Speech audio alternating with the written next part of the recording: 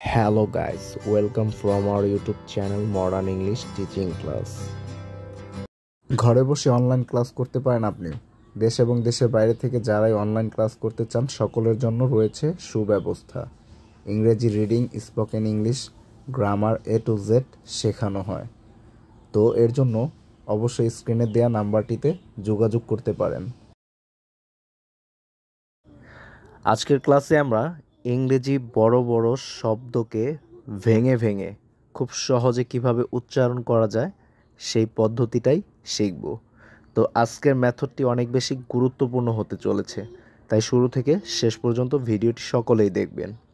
এবং আজকের এই ভিডিওটি যদি আপনারা ভালোভাবে দেখেন তাহলে খুব সুন্দরভাবে কিন্তু ইংরেজির যেই ওয়ার্ড, বড় বড় যে শব্দগুলো আমরা উচ্চারণ করতে ভয় পাই সেই দুর্বলতা কিন্তু কেটে যাবে।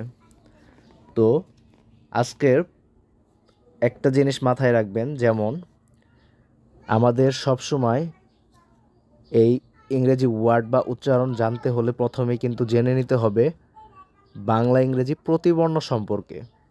যেমন স্ক্রিনে দেওয়া আছে কে, কে এর পরিবর্তে বাংলা উচ্চারণ হিসেবে কিন্তু ক বসে।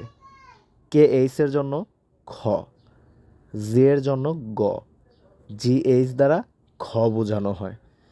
তো এরকমভাবে আমাদের এই প্রতিবর্ণ সম্পর্কে যদি জানা না থাকে, স্ক্রিন থেকে আপনারা ভালোভাবে দেখে শিখে নেবেন। তো এরপরে আরেকটা বিষয় জানতে হবে, যেমন ভাওয়েল সম্পর্কে। আমরা জানি ইংরেজিতে মোট 5টা vowel, A, E, I O U. এই 5টা ভাওয়েল কিন্তু বাংলা কার চিহ্নের মতো ইংরেজিতেও ব্যবহৃত হয়। যেমন এ দ্বারা আকার বোঝানো হয়, ই দ্বারা একার, আই দ্বারা ঋষিকার, ও দ্বারা ওকার, ইউ দ্বারা রসুকার বোঝানো হয়ে থাকে। এবং কিছু কিছু ক্ষেত্রে ডাব্লু ওয়াই এগুলো কিন্তু সেমি ভাওয়েল হিসেবে কাজ করে। তো ওয়াইও কিছু কিছু সময় কিন্তু ইকারের মতো কাজ করে। তো যাই হোক, আমরা ভিডিওর মধ্যে আমরা সেই বিষয়গুলো দেখে নেব। তো যাই হোক, যদি আমরা এই মোটামুটি কয়েকটা জিনিস শিখে নেই তাহলে কিন্তু আমাদের জন্য ইংরেজি শব্দ উচ্চারণ বানান সঠিক হয়ে যাবে, খুব সহজে আমরা সেটাকে উচ্চারণ করতে পারবো। তো আজকের প্রথম ক্লাসে আমরা যে ওয়ার্ডটাকে ভেঙে ভেঙে শিখব সেটা হচ্ছে ইনটেন্ডেড। ইনটেন্ডেড। তো এই ইনটেন্ডেড এই শব্দটাকে আমরা প্রথমে ভেঙে এর বাংলা বর্ণগুলো বসাবো, এরপরে ইংরেজি প্রতিবর্ণ বসিয়ে শুদ্ধ উচ্চারণটি শিখে নেব। তো ইনটেন্ডেড এই শব্দটাকে যদি আমরা ভাঙি তাহলে প্রথমেই পাই রস্বই, এরপরে দন্ত্যান্ন ট, একার দন্ত্যান্ন ড, একার ড। ঠিক আছে? তো এভাবে আমাদের ভেঙে নিলে সহজেই কিন্তু আমরা উচ্চারণটা শিখতে পারবো। তো এখন একটু ভালোভাবে মনোযোগ দিয়ে দেখুন। এখানে আমরা যে প্রতিবর্ণগুলো সম্পর্কে একটু আগে জেনেছি, যেমন রস্বই, রস্বই বা ইকারের জন্য সবসময় কিন্তু আই ব্যবহার করতে হয়। তো এক্স্যাক্টলি প্রথমে আমরা কিন্তু রস্বইয়ের জন্য এখানে আই ব্যবহার করব। তাহলে রস্বইয়ের জন্য আই নিয়ে নিলাম। তারপরে দন্ত্যান্ন, দন্ত্যান্ন এর প্রতিবর্ণ হিসেবে নিতে হবে অ্যান। আমরা সকলে জানি দন্ত্যান্ন এর প্রতিবর্ণ হচ্ছে ইংরেজিতে অ্যান। তাহলে হয়ে গেল আই এন, ইন। তারপরে যেমন ট, ট এর জন্য নিতে হবে টি। তাহলে টিটাও নিয়ে নিলাম। একারের জন্য নিতে হবে ই, কারণ একারের জন্য আমরা সবসময় ই ব্যবহার করে থাকি। তাহলে টিই, টে, আই এন ইন, টিই টে, ইন টে। এরপরে যেমন আবার আছে দন্ত্যান্ন, দন্ত্যান্ন এর পরিবর্তে আমরা নিব এন, তাহলে হলো ইন টেন। তারপরে ড এর ইংরেজি প্রতিবর্ণ নিতে হবে ডি, কারণ আমরা জানি ড এর ইংরেজি প্রতিবর্ণ ডি ব্যবহার হয়ে থাকে। এরপরে একারের জন্য নিতে হবে ই, এবং সবশেষে আবার আছে ড। তো ড এর জন্য নিব ডি। তাহলে কি হলো? Inten, D E D, ded, intended. দেখুন বন্ধুরা, বানানটা কিন্তু খুব সহজেই হয়ে গেছে। I N, in, T E N, ten, D E D, ded, intended. তো এরকমভাবে কিন্তু আমরা খুব সহজেই বড় বড় শব্দগুলোকে ভেঙে ভেঙে উচ্চারণ শিখতে পারি এবং সঠিকভাবে বানান করতে পারি। তো আমরা যদি সিলেবাল অনুযায়ী এটার উচ্চারণ করতে যাই, সবসময় আমরা সিলেবাল অনুযায়ী উচ্চারণ করতে যাব, ঠিক আছে? সিলেবাল অনুযায়ী এর উচ্চারণ করতে গেলে যেমন একটা ভাওয়েল, একটা কনসোনেন্ট থাকতে হবে। তাহলে প্রথমে আছে বানানের আই এন, ইন। যেমন প্রথম আইটা হচ্ছে ভাওয়েল, এনটা হচ্ছে কনসোনেন্ট। I N, in. এরপরে কি আছে? টিইএন। দেখুন টি আর এর মাঝখানে আছে কি? ভাওয়েল। তাহলে টিই দ্বারা টে হয়ে গেল, ট একার টের মতো, টিইএন, টেন। আর ডিইডি, ডেট।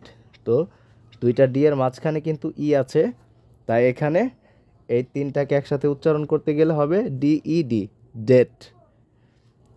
তো ইনটেন্ডেড, ইনটেন্ডেড অর্থ হচ্ছে উদ্দেশ্য। তো আমরা এখন নেক্সট বানানটি দেখে নিব। এর পরের বানানটি হচ্ছে ডিগনিটি, ডিগনিটি। তো এটাকে আমরা প্রথমেই ভেঙে ভেঙে বসিয়ে নিলাম।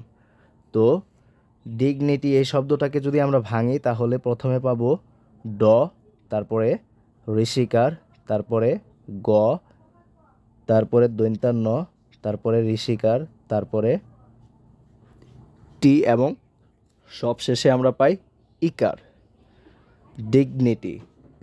তো এখন ইংরেজি প্রতিবর্ণগুলো বসানোর পালা। যেমন ড এর জন্য এখানে ইংরেজি প্রতিবর্ণ হিসাবে আমরা নিব ডি। এক্স্যাক্টলি আমাদের ড এর প্রতিবর্ণ হিসেবে নিতে হবে ডি। তারপরে ইকারের জন্য কি নিতে হবে? আই,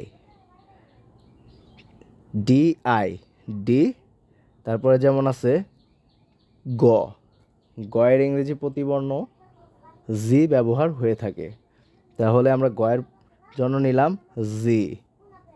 এরপরে দন্ত্যা নয়ের জন্য নিব এন, ঠিক আছে? এরপরে যেমন ইকার আছে, ইকারের জন্য নিব আই, ডিআইজি, ডিগ, এন আই, নি, ডিগনি।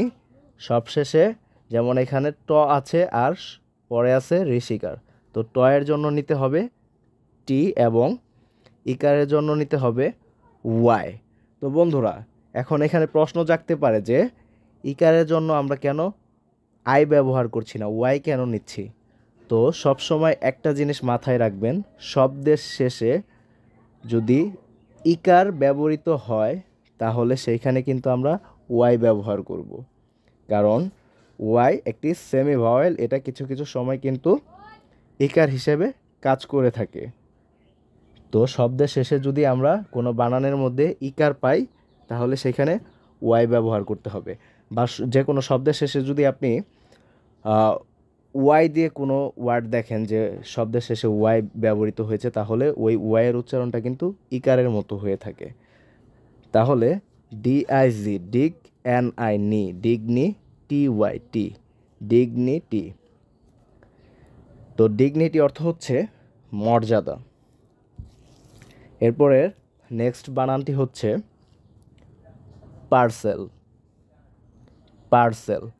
তো এই শব্দটাকে আমরা এখন ভেঙে ভেঙে উচ্চারণ শিখব।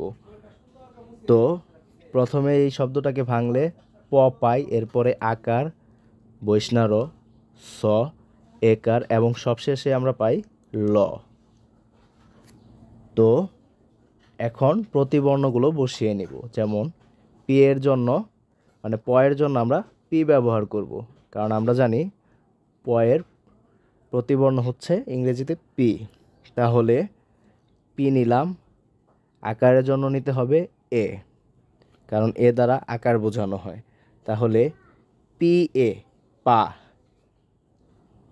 বৈষ্ণব রয়ের প্রতিবর্ণ হিসেবে নিতে হবে আর, তাহলে হলো পি এ আর, পার।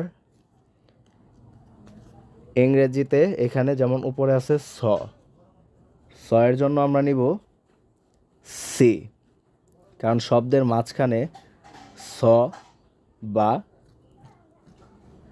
যদি স বসে, ঠিক আছে, এর উচ্চারণটা কিন্তু সি হয়।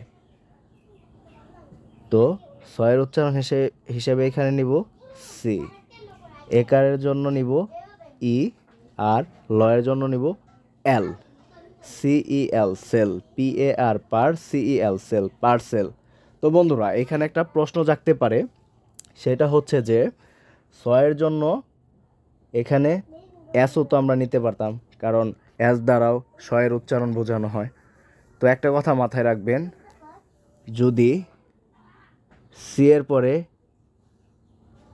EIY এগুলোর যে কোনো একটা বসে, তাহলে কিন্তু সি এর উচ্চারণটা হয় এর মতো। তো এখানে আমরা দেখতে পাচ্ছি সি এর পরে কিন্তু ই বসেছে, তাই আমরা সি এর জন্য এখানে মানে এর জন্য এখানে সি ব্যবহার করেছি, ঠিক আছে। তো PAR পার, সিইএল সেল পার্সেল। পার্সেল অর্থ প্যাক করা। এরপরে যেমন অর্নামেন্ট, অর্নামেন্ট।